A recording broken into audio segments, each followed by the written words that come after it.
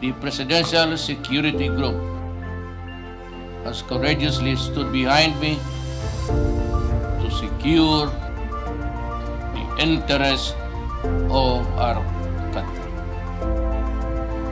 I stand confident before you today as I perform my duties as your Commander-in-Chief, assured that the PSG shall be loyal not only to one person or family, but only to the Constitution and our most cherished democratic institution.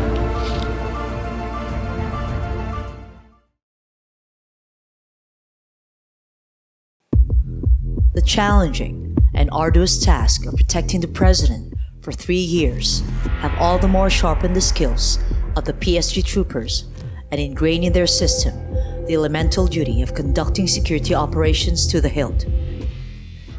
As PSG turns 122, looking back to its roots will lead us to a group of young men who have sworn themselves to protect the president. Their unit was named Columna Vigilantes, or Escoltas. Through the years, under the different leaderships of our past presidents and the prevailing political climate of each period, a new name was adopted. In 1986, it was renamed as Presidential Security Group. PSG has adaptively evolved into a formidable force that it is now.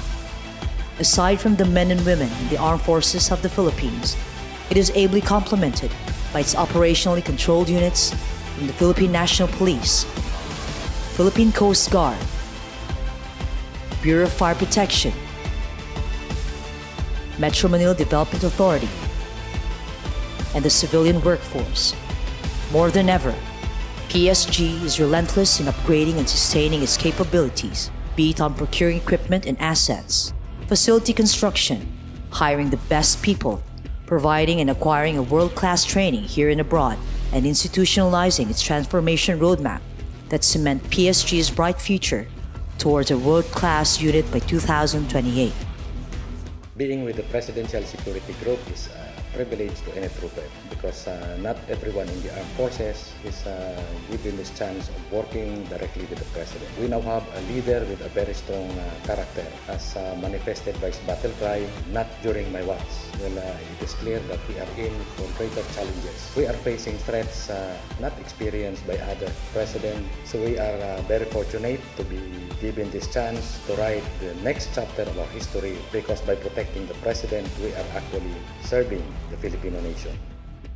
In 2016, more than 16 million Filipino people have victoriously imposed their sovereignty and successfully entrusted the fate of our nation to President Rodrigo Roa Duterte.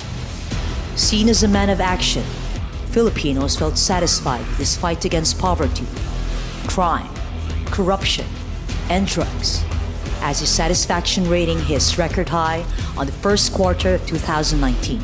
The PSG trooper is both an honor and a privilege. However, associated with the privilege is a great responsibility of protecting the highest official of the land and the seat or the center of government.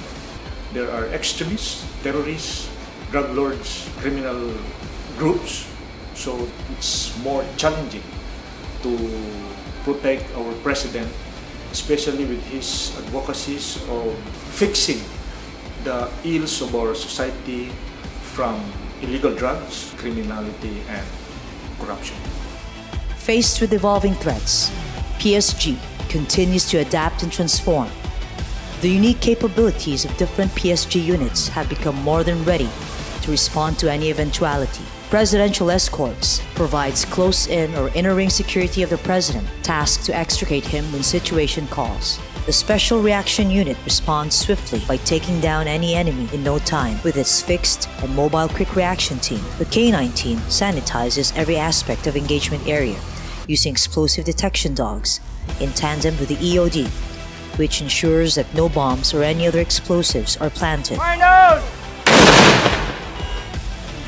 The Presidential Guards, on the other hand, takes charge in securing Malacañang Palace and other facilities that houses the highest seat of office and the President himself, while the 250th Presidential Airlift Wing serves as the sole unit tasked to provide safe, secure, and effective air transportation for the President. Meanwhile, barko ng Republika ng Pilipinas, ang Pangulo, serves as a presidential yacht. Overall, these are 22 units and offices working together in successfully fulfilling PSG's mandate. When you're at PSG, you get to deal with the highest government official in the land, which is the president, and you deal with him up close and personal. Another is that, of course, you learn a new skill set, which is VIP protection, which is far different from the other TTPs that we learned in the AFP.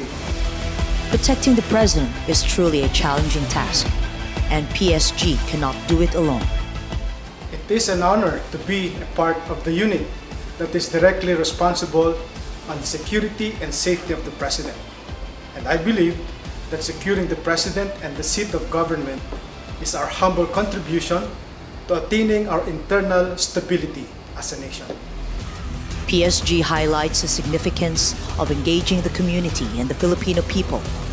For the past months, PSG has been very active in conducting activities involving various stakeholders from the government, non-government agencies, civil society organizations, academia, local leaders, and the youth, all towards the end of bringing PSG and the presidency closer to the people. We, the non-commissioned officers of Presidential Security Group, stand proud and remain vigilant in our sworn duty to protect the President. Dahil ang pagprotekta sa ating Pangulo ay pagprotekta sa kapakanan ng sambayanang Pilipino. The role of the troopers is never easy, as they are not performing merely as security.